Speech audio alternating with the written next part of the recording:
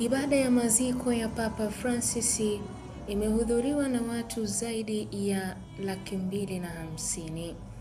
Wafalme, maraisi, mawaziri, wakuu kutoka mataifa zaidi ya 150 duniani na maelfu ya waumini ni miongoni mwa washiriki kwenye misa ya mazishi ya Papa Francis mwenye umri wa miaka 88 aliyefariki dunia Aprili 21 akiwa katika makazi yake kwenye nyumba ya Mtakatifu Marta.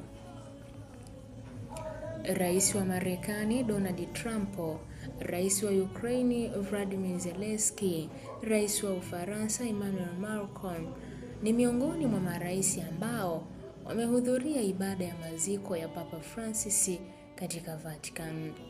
Inaelezwa kuwa mazishi haya ya Papa yameleta watu pamoja wenye nguvu zaidi duniani, jambo linaloonyesha ushawishi mkubwa wa Papa Francis.